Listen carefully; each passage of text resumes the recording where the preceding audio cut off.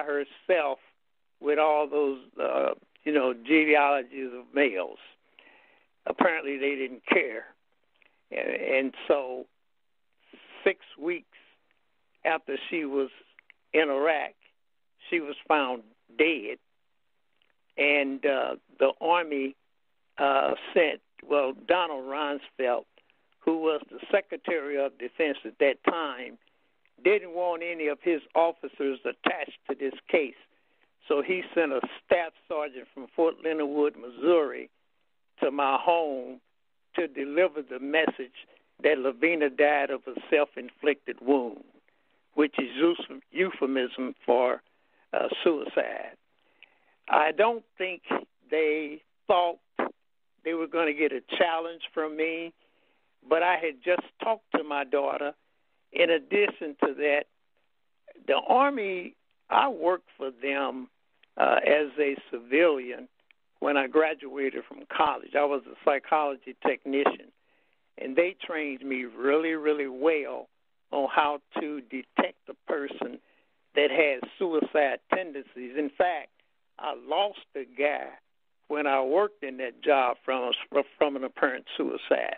So you come to a survival skills specialist, a bachelor's degree in psychology, master's in human relations, PhD in psychology, served in the Army for 3 years, worked for the Department of the Army as a civilian for 28 years, and you're going to come to my house and say my 19-year-old daughter jumped up all of a sudden and decided to commit suicide.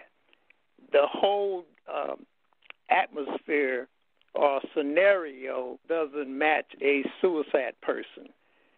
So I started getting messages from Iraq right off the bat. In fact, the Washington Post reported LaVena's death as a mysterious gunshot wound to the head.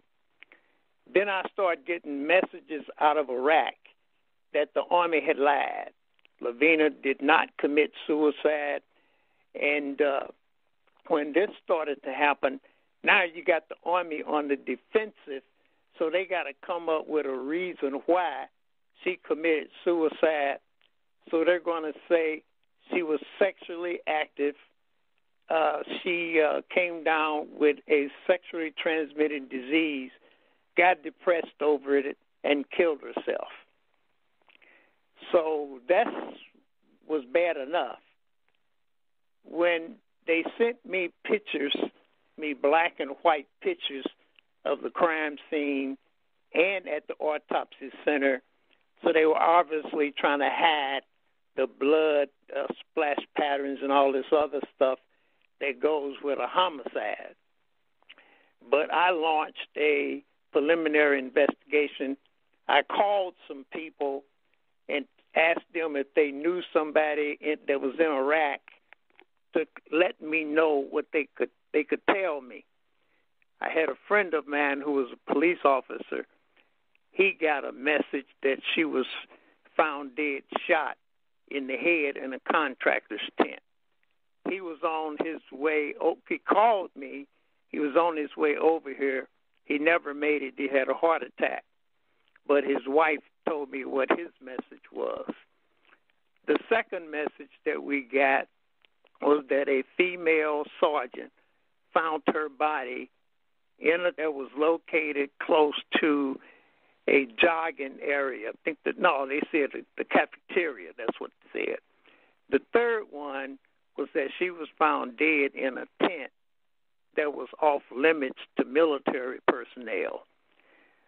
So here's what I ended up explaining to a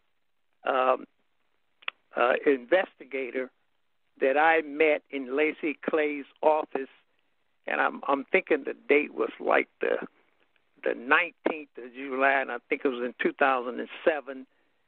Lacey Clay allowed me to use his office, and 5 people came to that meeting. Ed Reedy was the medical examiner who said he said, according to the information he received, it was a suicide. He never said it was a homicide. He said the criminal investigator said it. We had a Special Agent Hughes. Now, I don't know if people remember the movie The General's Daughter. Do you remember that movie? Yes, sir. Yes, sir. That was with, is that the Pat Tillman story? No, that Pat Tillman is the different scenario. This was a movie where a general's daughter was found dead. And they sent a special investigator. John Travolta was that person, by the way, to Iraq to investigate the general's daughter. Yeah, I remember. Army did. Yeah, okay.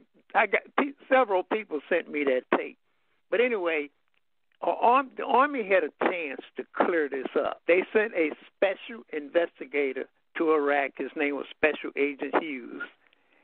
He went there, and his intent was to close the post down and start interviewing people.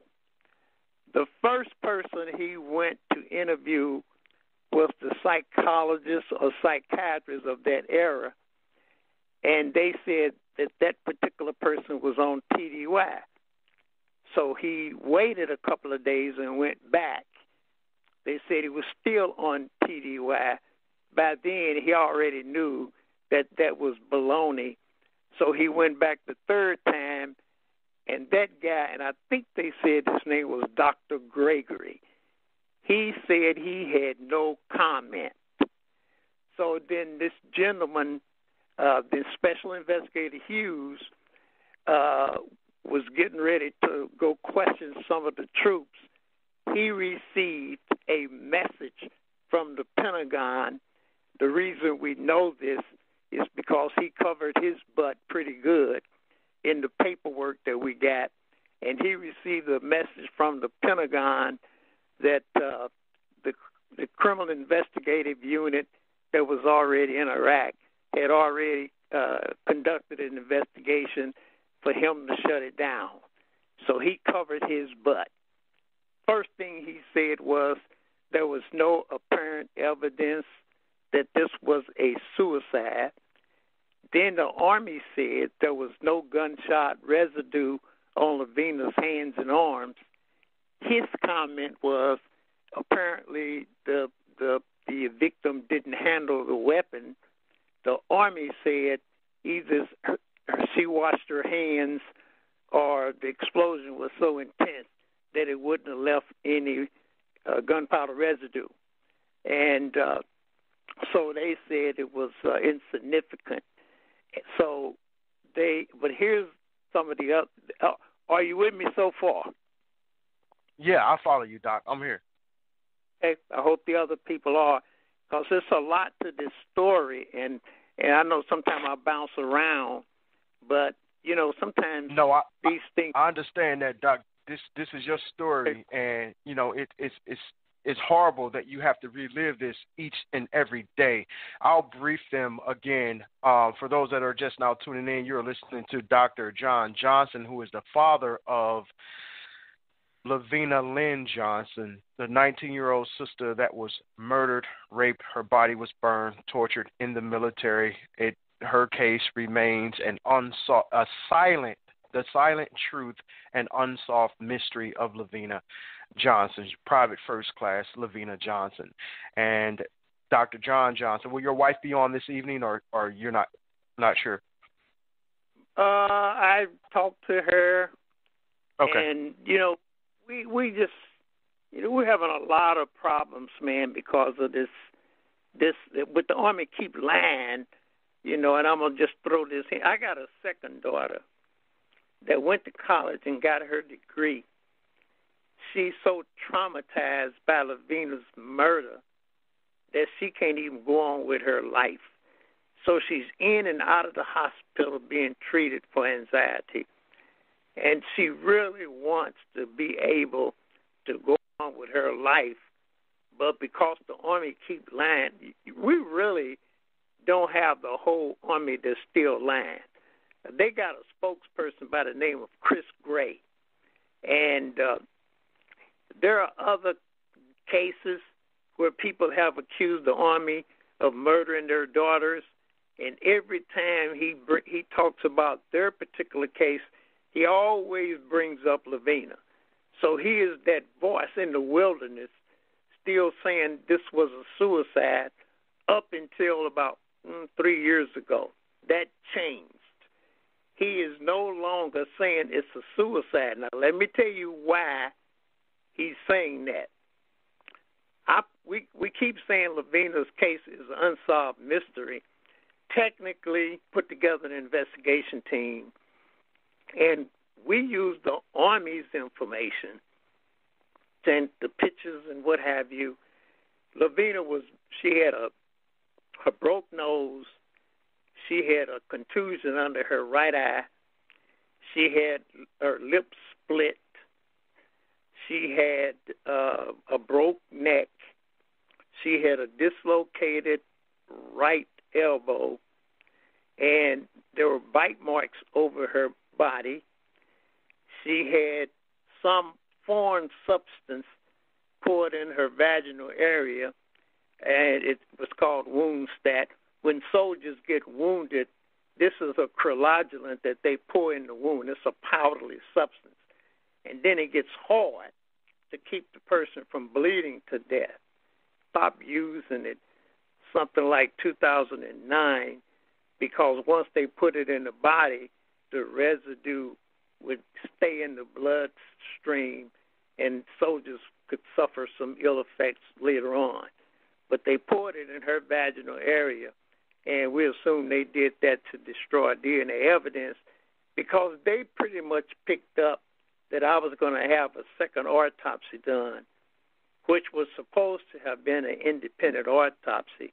And Michael Graham, who was the coroner here in St. Louis, was the one who conducted that death, and he came back and said it was inconclusive.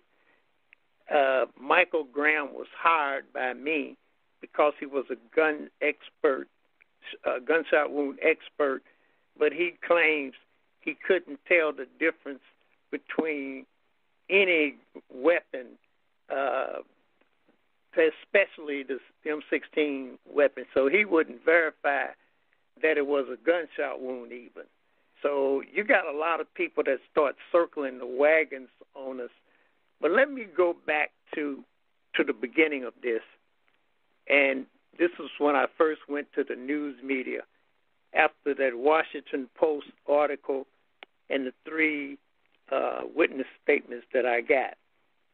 There was a public relations person by the name of George Heath. He called me and told me I didn't have to talk to the news media if I didn't want to. Well, I don't know how he got the impression I didn't want to because I was talking about what my suspicion was at that time. George Heath told the reporter from the St. Louis Post, and I think his last name was Parrish, that LaVena was shot in the head. After I inspected her body at the mortuary, this was at Austin Lanes, I could see a skin graft on the left side, top left side of her head. So I asked the people standing right there, is that a gunshot wound to the head? And they said, yes. I said, what else can you tell me? They said they hit her in the mouth and knocked her teeth loose from her gums. In addition to that, they glued her gloves on her hands. So they did this, the gluing the gloves on the hand to keep me from getting an autopsy and getting some DNA from under her nails. So when the Post-Dispatch went back to George Heath and said, Dr. Johnson said LaVena was shot in the head, the bullet hole is on the left side of her head and she's right-handed. George Heath said, I don't know how she died. So he recanted his story, and the Post repeated what he said. The person that Austin Lane asked not to be identified.